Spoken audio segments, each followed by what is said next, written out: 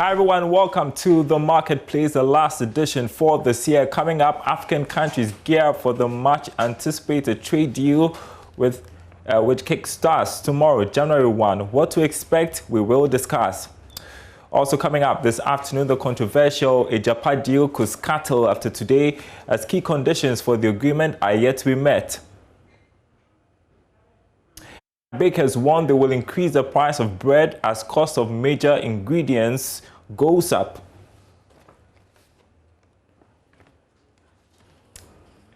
Thanks for being with us once again. Details right after this break.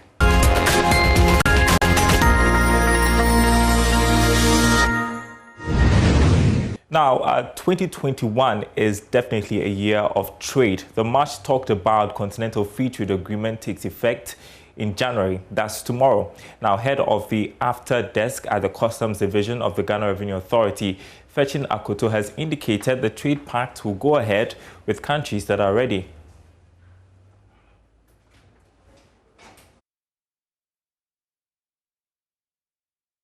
When you look at the main framework agreement, there is a provision that we should have in mind that we are all not of the same level in development. Some of the countries are more developed than the others. So in dealing with such countries, we should be very considerate, looking at their level of development.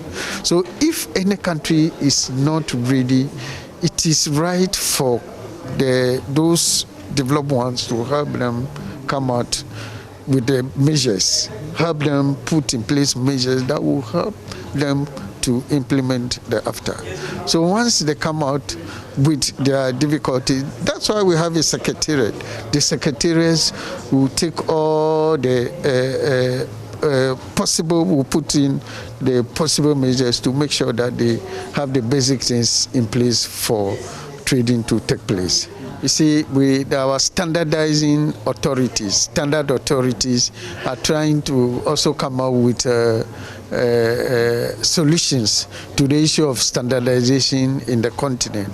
So issues like this will be addressed. It's a very comprehensive agreement that we have come out with, almost in line with what pertains in the WTO. So all those issues will be taken care of. I don't think any country will have issues. If you have an issue, we have a dispute resolution committee within the framework that you have to lodge your complaints to. And those are assurances from the head of the after desk at the Customs Division of the Ghana Revenue Authority. Isaac Hubert Arthur is Executive Director of the Africa Center for International Trade and Development. He joins me for a conversation as we look forward to the start of the trade deal. Great to have you on the program this afternoon, Isaac. And so finally, we are here. What do we expect to change tomorrow when the deal takes effect? Well, thank you very much, Darrell. Thank you also to your listeners. Good afternoon to the viewers as well. And yes, the long-awaited African Continental Free Trade Area takes off, God willing, January 1st, as it's anticipated. And I think it is the best thing ever to happen to the African markets. As to whether countries are better prepared, for this Continental Free Trade Agreement to commence, it's also another conversation altogether. But I'm sure that countries have had enough time to prepare for this because, as you know, it was initially supposed to start from the 1st of July. 2020, but for COVID-19, it had to be postponed to January 2021. So at least that has given countries some additional time to prepare for this operationalization. So I think that just as, I will agree that if at this stage, countries that are not ready, I'm sure will catch up. But countries that are ready should take advantage of this opportunity and then start trading. So I think that we don't have any more excuse what we've got to do, we've got to do. This is a great,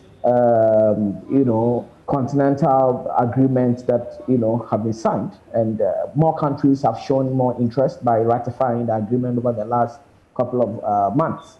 So I think, yes, we don't have any excuse to delay further. We should, grab the opportunity and open the continental market. All right, and so we had the head of the after desk at the Customs Division of the Ghana Revenue Authority, Fishin Akutu, say the deal is going to go ahead with countries that are ready. So does that also mean that the bottlenecks have been tackled?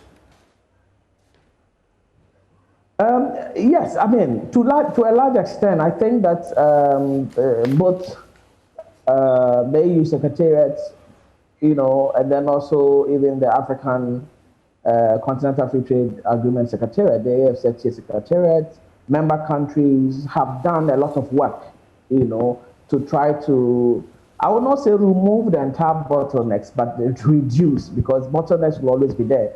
It's actually in implementing the agreement that we will even know some more bottlenecks. In fact, there may be bottlenecks that may exist, when we start implementing the agreements.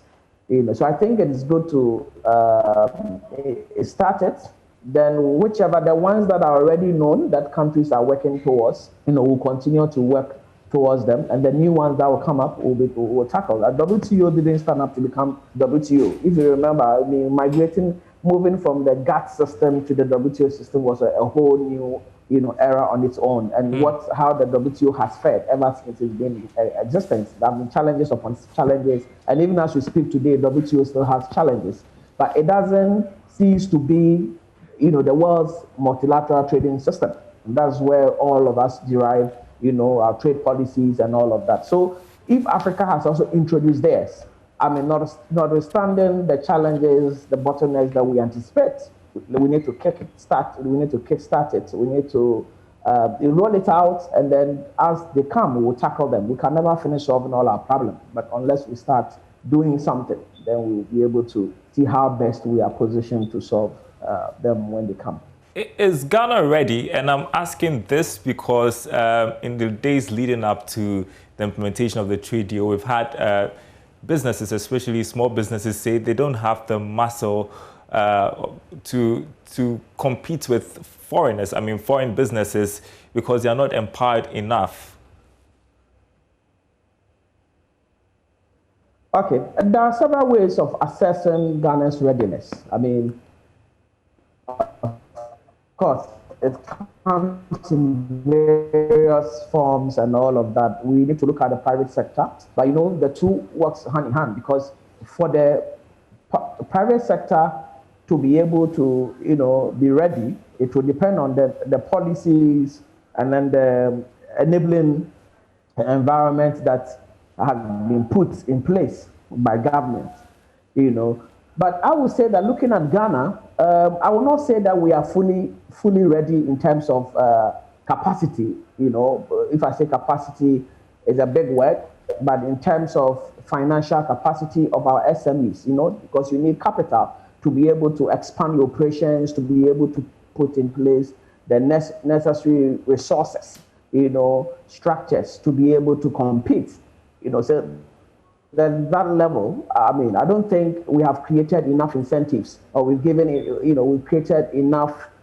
trade financing opportunities for our SMEs. So that remains a challenge. Also, in terms of infrastructure, you and I know that we are still talking about roads. There are still more roads to build, connecting the rural communities to the urban centers and all of that. That still remains a challenge. Then we talk about productive capacity, our ability to transform the raw materials into finished goods. One district, one factory. A lot has been said about it, but practically on the ground, where are the factories? Where are the products? To be able to compete, to a certain level in any free trade agreement, you need to produce more. Because when the market is open, you are going to trade with your goods and services. So if you don't produce more to be able to sell in your local market and then be also, export the remaining ones, then you cannot be relevant in the market. Because a market has goods and services available for trade. So if we've not produced enough goods, or the systems and structures are not well, positioned to help the production of goods and services in this country, how are we going to sell? Because the more you export, the more you benefit from the entire agreement. So there's also the issue of productive capacity. I mean, the idea of the one district, one factory is great, but I think this is the opportune time to scale it. We need to scale that initiative, to be able to get more factories. It shouldn't just be on paper. It shouldn't just be a political talk, but it should be something that we should focus on, because this is a huge, opportunity that we have created, for Africa. So I think we need to be able to increase our productive capacity, and we shouldn't just talk. Let's get more factories. Let's invest more. This is the time to diversify and get the attention on increasing our ability, our capacity to produce. So let's do that. I like the idea of automobile sector where we are getting assembly plants and all of that. It's good, but let's also, push the indigenous, companies like Kantanka and the rest, and more other companies, the pharmaceutical sector. We have more competitive advantage in the pharmaceutical sector as well.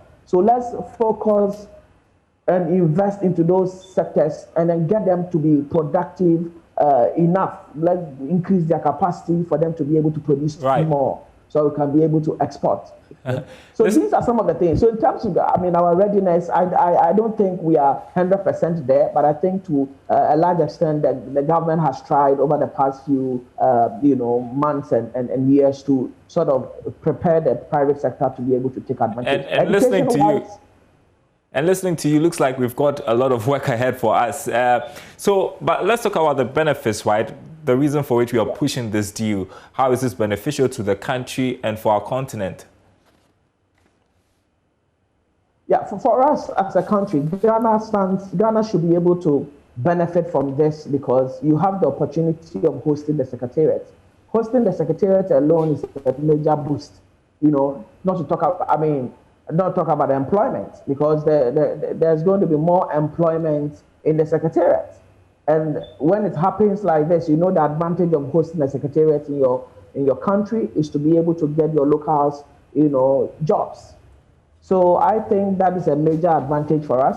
In terms of also investment destination, the country becomes attractive enough because most multinational corporations will want to situate, their headquarters, the regional offices in Ghana. So that also is going to boost a lot of, inflows of investment into the country. In terms of also tourism, it's an opportunity for us to develop our tourism sector so that as these foreigners troop in, we are going to have the capacity to be able to host them. We should have good hotels, good resorts, and then develop even some of the historical sites. People will want to go and know more about it. This is a great time for us to really invest into those areas. Kakum Park shouldn't be Kakum Park as it is. When you go to where these, what's the name? Where our slave trade. If we go to the castles, we need to develop and make the place very attractive. Let's put in money there. Let's invest into those areas. Get all the castles to be up to standard. Let's go to our, forestry side. Get the parks, get more parks. Okay. Every gardens these are things we need to do. And once we do that, Ghana is better placed to benefit holistically, from this continental and we have agreement. Just a minute on this one. I'd like you to talk about what we expect to be the climax of the this push for continental free trade, which is the Intra-Africa Trade Fair in the course of next year. How are preparations towards that?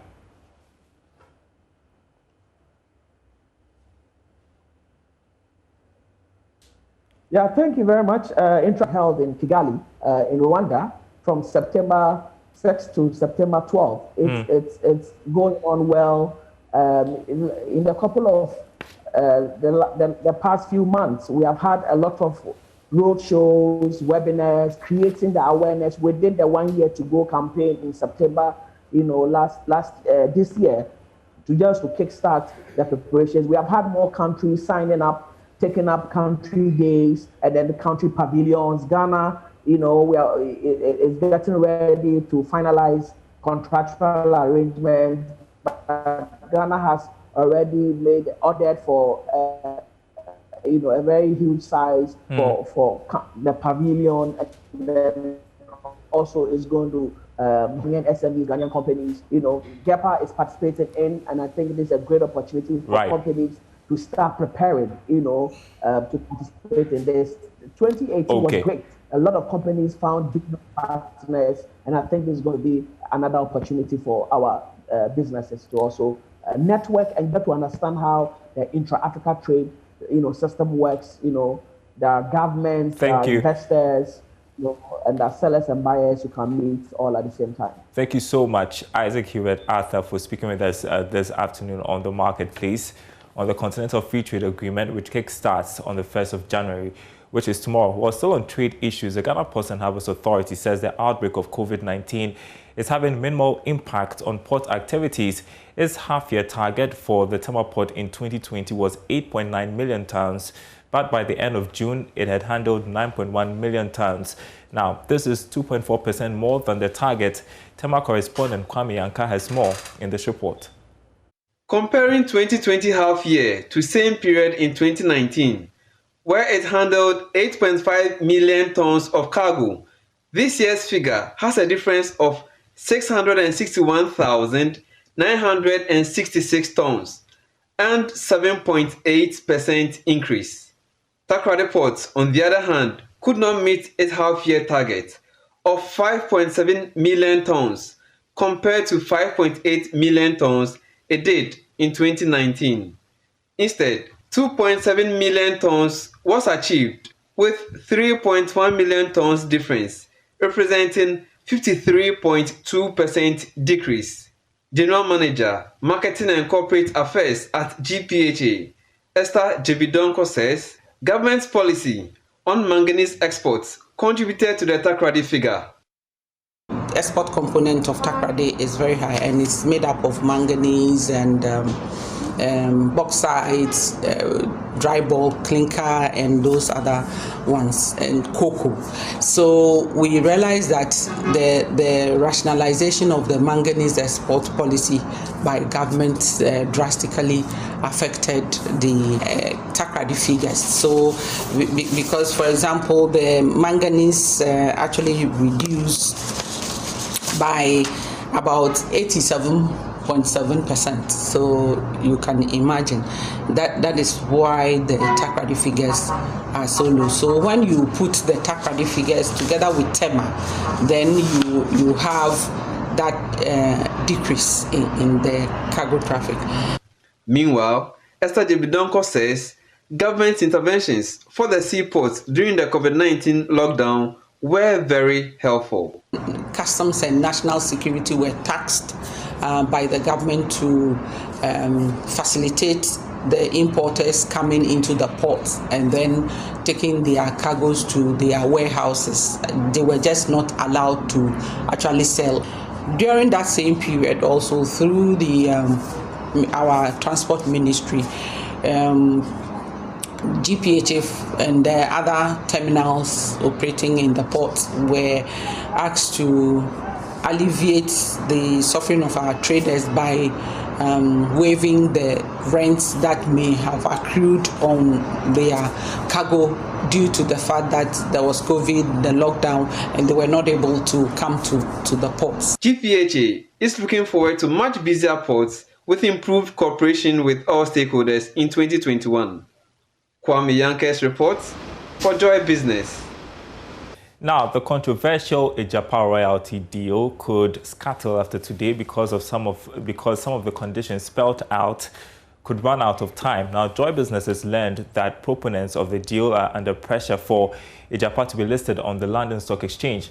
One of the key conditions in the deal was to privatize about 49% of Ijapa on the London Stock Exchange. But as it stands now, The agreement will expire today, the 31st of December 2020. This means the project will cease existing after today, despite President Akufo-Addo asking the finance minister to withdraw the earlier document covering the deal for amendment. Civil society and other groups have all chastised the JAPA deal because of the way and manner government prepared the transaction document for parliamentary approval. Let's discuss this further. I'm joined by Country Director of CAST International, Pierre Kusi Admako. Great to have you. Happy holidays to you, sir. What does it mean for the deal if this 31st December deadline to meet key conditions is not met? Thank you very much. Per the agreement between JAPA deals and then London Stock Exchange, if we are unable to list by close of business today, that means that the agreement lapses, and then they will need to initiate a fresh process in order to be able to list. But looking at how things are turned out, I'm very doubtful that we'll be able to proceed with the agreement in its current form and nature because of the controversies that have surrounded the deal. And we are also aware that the president asked the finance minister to take the agreement back to parliament. And with the current election and then the new, how the next parliament will be, I think it will serve as a very good interest to bring the deal back to parliament, consider all possible options before deciding whether the JAPA deal is the best option for us or something better is there for the country other than the JAPA deal. Itself in the foot for not doing due diligence? I think for due diligence, I wouldn't say due diligence wasn't done, but I think that the agreement could have been handled in a more better way. Because you want to do investment like this, you need to look at all the possible options and portfolios and see which of them gives you a higher return before you go there and invest in that. But I think that we were just focused on, we had a tunnel vision for a JAPA deal, and I think that kind of also clouded our sense of thinking with regards to this. So I'll be happy if the deal comes back to Parliament, and even Parliament set up a committee to advise Parliament on the way forward for how do we handle our mineral royalties as a country. I think we should put a JAPA aside and consider whether there are other alternative investment deals that is best suited for the country. And if there is none, then maybe we may reconsider a JAPA deal. But there are other issues. Why do we have to even list in the tax haven? We know that for corporate sustainability and other ethical principles, most businesses who were listed in the tax havens have stopped and they have moved to countries where they are paying a good corporate taxes. And so we need to take it back to Parliament and do what will be good for the country and for future generations. My next question to you was going to be whether we should keep pursuing this, but I just heard you say perhaps we should look at other investment alternatives. And so what happens next after this deadline, do you think? After this, this current JAPA deal cannot be listed in the London Stock Exchange starting from 1st of January. It can't happen because of I'm told that the London Financial Conduct Authority is also doing their own thing about and there's been a lot of petition to the London Financial Service Authority concerning the deal. And meanwhile, here in Ghana too, we've also not tidied up on the deal itself. So I think that it will be very good for the next Parliament to consider the way forward for a JAPA deal. But for me, I will say that it will be very helpful if we consider a JAPA deal, in addition to other options, to know which of them will yield the best return for the nation before we go forward. So I wouldn't be surprised if another option comes better than a JAPA deal. thanks for speaking with us. That was Pierre Kusiadumako, who is a country director of CAS International. I appreciate your perspective. Now, some news you would not be expecting as we head into a new year. Prices of bread are expected to increase on the market as bakers complain of hikes in the cost of ingredients. Prince Pierre has been speaking with members of the Bakers Association in Kumasi and brings us this report. Theresa Boache Buedu is a baker here in Kumasi. She's been plying this trade for many years. As a result, she's a member of the Bakers Association. She observes prices of flour, sugar and other ingredients like margarine, eggs and salt have all increased. Theresa says the association will increase the price of bread come January 2021. First one is something maybe 130 ubenyabi. Prices of ingredients have gone up. Suppliers will reduce their prices. If we do not do something about our pricing, we will run into losses. Our businesses will collapse.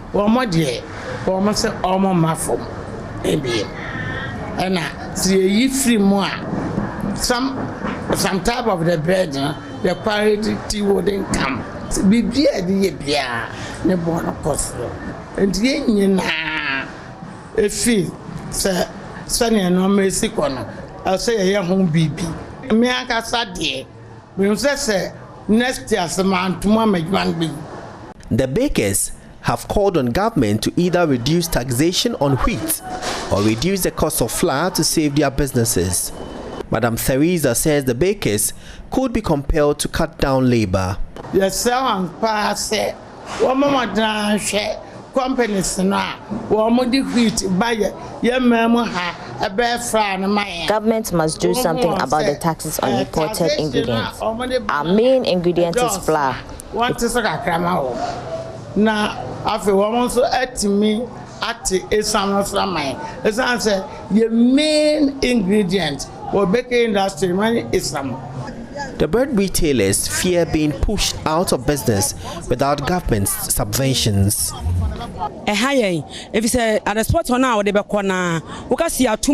We are really in a difficult situation.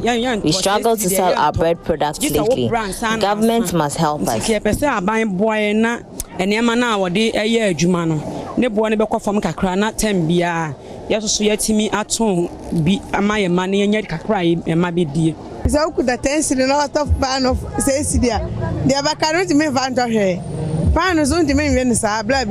If prices go up, it will affect us.